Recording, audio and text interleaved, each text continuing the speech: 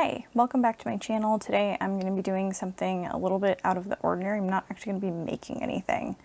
Normally I am making some kind of project, whether it's sewing or like bookbinding or something else, but today I'm going to be answering some questions while filling my swatch book that I made on my last video with fabric swatches. I have been kind of hoarding fabric for a couple of years now, and I don't have any of it swatched, like, at all. So I need to do that, and some of it's about to fall. I'm going to do that while answering the 21 questions for 21 for the Costube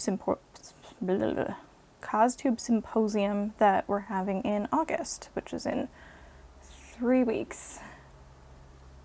I guess I will just get started with some questions and some fabric cutting. So the first one I'm going to start with is this black chiffon that you can't see any details of. Oop. Nope, not gonna happen.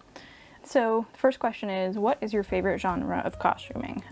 For me, that would probably be fantasy, because I don't really get into like the historical stuff as much. I think it's really cool, but it's not really what I want to do. All right, the next question is, what are your favorite materials to work with?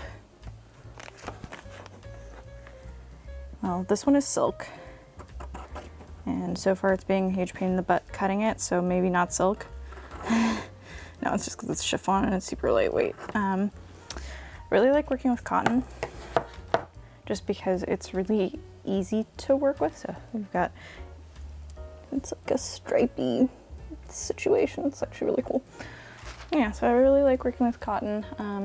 Haven't worked with wool yet, going to, but just haven't had a chance.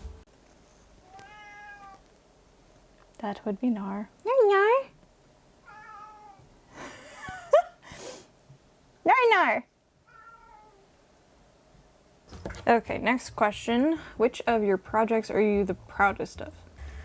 If we're talking sewing projects, probably my green skirt that I just finished like a month ago. However, if we are talking all projects, I think that's probably going to be my Skyrim book, if I'm being honest. Like, that thing took like a month and a half to finish or something, and it turned out really good, and I'm really proud of it. And I kind of want to do like more nerdy book things, but that takes a lot of time and effort. And I'm like, ooh, look at that silk, that's gorgeous. Nice. So next question is, do you drape, draft, or use commercial patterns? I do not drape. I don't have a dress form. Not that that really should stop anyone, but I don't have a dress form, and I think I would want to drape using a dress form if I were gonna do it. So I use commercial patterns, and I draft my own. This is my next one. Oh, look at that. It's so good.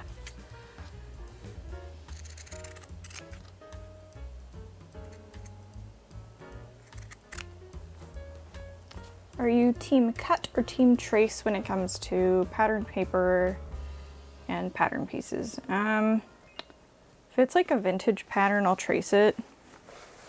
And a lot of time if it's like a blouse, I'll trace it. But if it's a like skirt, I will cut it, because I don't have time for that. Like, not worth it. But yeah, if it's vintage or something, then I'll trace it. But other than that, I prefer to cut out my patterns from the thing. Like, if it's a PDF, definitely. That's one of the things I like about those, is I don't have to feel any guilt about cutting them out.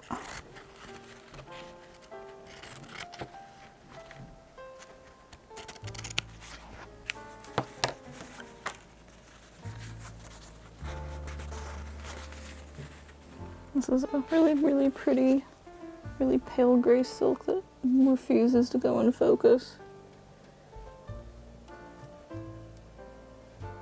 it is. Look at that. Gorgeous. Alright, this one is a really gorgeous black wool with a sparkly metallic pinstripe in it that is probably impossible to see unless I hit the exact right angle. There we go. Okay, since the last question didn't record, do you use pins or pattern weights? I do both, just depending on my situation. So if I am doing something really large, I will use pins because I found that if you don't, it just shifts too much. And also it depends on the fabric too. And then if it's something small and it's not, here's the swatch. I had to cut that one off camera because of I didn't realize I wasn't recording. Smart. So there's that. If it's something small, I will do it on with pattern weights, especially if it's not something with like shifty fabric. Okay, what skill would you like to learn? Let's see, let's do this next. So I just got, this one is for a sort of secret surprise project in the winter, but I guess you guys can see it now. I would love to learn how to felt hats. Maybe not felt hats, but like when you take the, maybe it's called felting hats. It's where you take the fabric, the wool, and you boil it and then you put it over a hat form. I don't know. I think it'd be fun. That and I could make like matching wool cloaks and hats and stuff, and I think that would be super cute. I don't know if I'll actually like be able to commit to learning that, but at some point I think it'd be neat to do. Where is the end of this thing? Oh,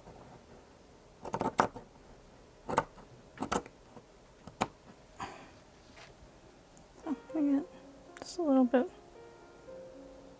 with all the sequin colors on it and all the different threads.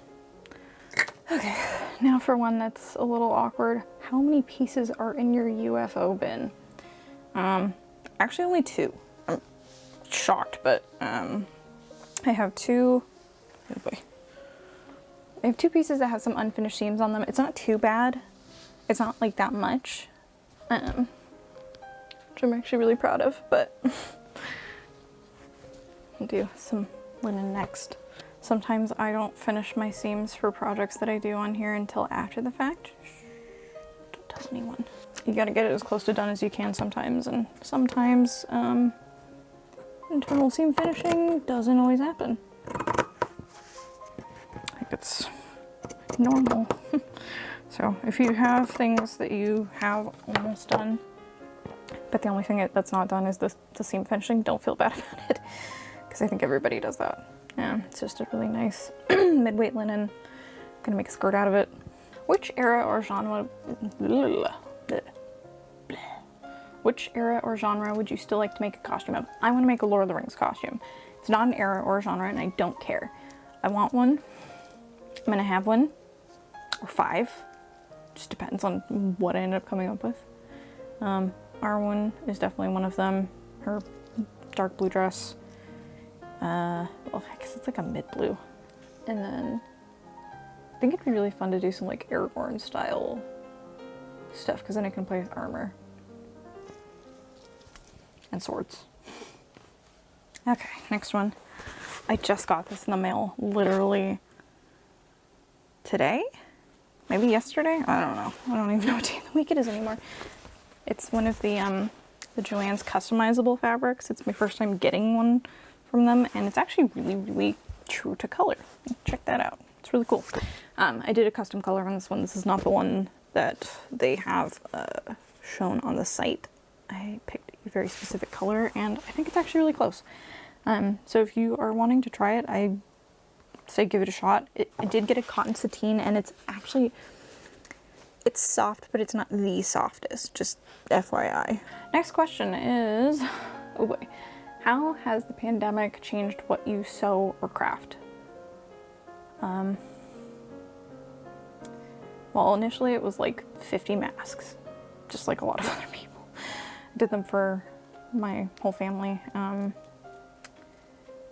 And honestly, it was a transition from me doing a lot of thrift flips and like Halloween costume stuff out of thrifted like materials and clothes, but now I'm much more comfortable for some reason and much less afraid of like actually trying to draft my own patterns. I don't know, just it made me less afraid to wear what I wanted to. I know it sounds bizarre, but like if I could die from a pandemic at any time, I want to be wearing something awesome.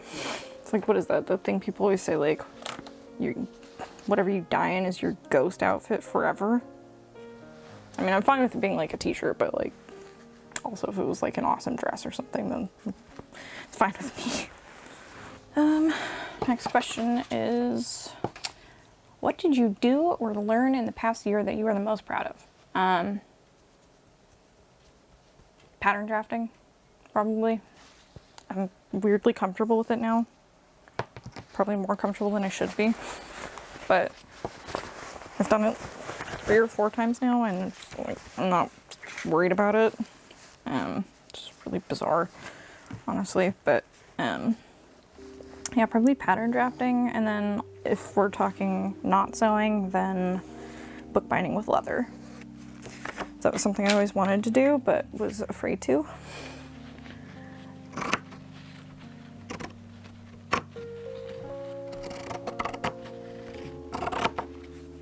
I just love this. It's got little kitties on it. It's got little haunted houses. It's got bats. It's got a spooky chandelier. Super cute. Gonna make either a shirt or a dress out of that. I haven't decided what. Best sewing tool you ever invested in? Scissors. Okay. Do you pick a project and then get the materials for it, or do you get the materials and then pick the project based on the materials? That really depends. Like this. It's this really cute like rayon twill. I just found this in the clearance section at Joann's and I got it. Sometimes I just see something I really love and I'm like, I gotta have it, which I think is pretty normal. I think a lot of people probably get that, especially in the sewing world. I will say I usually do have an idea of what I want to do with something going into it. Like most of my fabric I've bought for specific projects. My actual stash of like unassigned fabric isn't actually that big. Let's see, what are your goals or plans moving forward? More pattern drafting. That, and I want to make myself more stuff that is more my style, I guess. Like I really like my hobby wardrobe pieces that I've made, but I really want some like spooky goth kind of vibe clothes. I was an emo kid growing up, shocker, and you never really stop loving the style, honestly. Okay, let's see here. Scissors or rotary blade? I wonder. No, I actually do have both. I have both. As usual, it really depends what I'm making. Really depends what I'm making. If it's something that I know will shift a lot, I'll use a rotary blade. And if it's something, I also have tendonitis in my hand, my right hand, of course, because it had to be the dominant hand. And the rotary blade is easier on my hand than scissors are. It'll just suddenly get angry. This is another mid-weight linen. It's actually the same type of linen as the gray one from earlier, both from fabricsstore.com, the place that sends you all the emails. This one's a really nice blue. It's like a cornflower? No, French blue? I don't know. It's blue. Blue. Okay, next question is, do you have any sewing assistants, aka pets? Yes, I do. I have Gnar.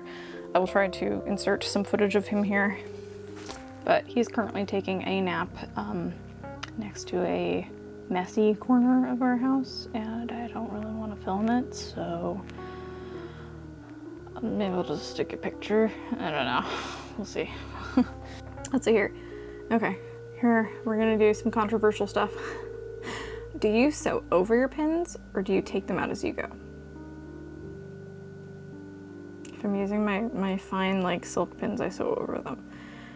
I've never had an issue. I'm a little worried about it, but I am lazy and I don't always take them out. If I'm using like bigger pins, I'll take those out because I don't want to damage my machine or, you know, snap a pin or a needle or something and have it like fly into my eyeball, but no, I don't usually take them out. Here's my last fabric. It's one of those spoopy things that we were talking about before, because spoopy season is coming, aka September. It's only a month and 9 days away? No, a month and 6 days away? Something like that. I can't do math. Too tired. And I want to be prepared. I'm gonna have some spooky stuff prior to October. And yeah, I'm really excited about that. Do you have your feet, wait, when you're machine sewing, when machine sewing, do you hit the pedal barefoot with socks or shoes? Barefoot. I don't know if that grosses anyone out, but like, I don't usually wear socks in my house unless it's cold. And I definitely don't wear shoes in my house because I'm a germaphobe, so that would not go well. Do I put my pins parallel to the seam or perpendicular? Perpendicular. Parallel freaks me out. Like, it shouldn't freak me out. It shouldn't be that like visceral of a response. But like, I can't do it. I can't. It has to be perpendicular. And they're just so much easier to take out as you're sewing. I know I just said I don't. I usually sew over my pins, but like if I'm using like my big pins, I'm gonna take those out. And they are not easy to get out if you are going parallel. Perpendicular. Tea, coffee, or chocolate? You want me to pick? It's mostly the tea and the chocolate that are causing the problem here. Coffee, I like it, but like tea, I have literally 4 cups a day. I can't go without tea. I think I'd have to say tea, but just to wiggle my, you know, my 2 things in. Tea that has chocolate in it.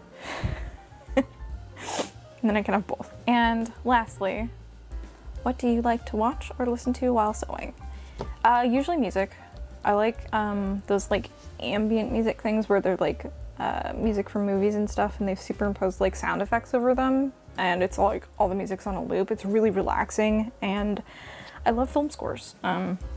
Like honestly, film music and video game music are 2 of my favorite things music-wise. Like I love classical, but there's something about them that just evokes like a whole world, and it pulls you into it, and it's like you can spend a little bit of time in that world. That's why I like fantasy, like sewing fantasy clothes so much, because I like that immersion. It's a little piece of something nice when the world is kind of harsh. Yeah, that's a little bit of like a wow answer, but yeah, I don't know. It's peaceful and relaxing, and because the music's on a loop, it's not super distracting. Like if I listen to something with lyrics, I'll be singing along the whole time and I'll forget to stop filming, or I'll forget to film. I don't know, it just makes me happy.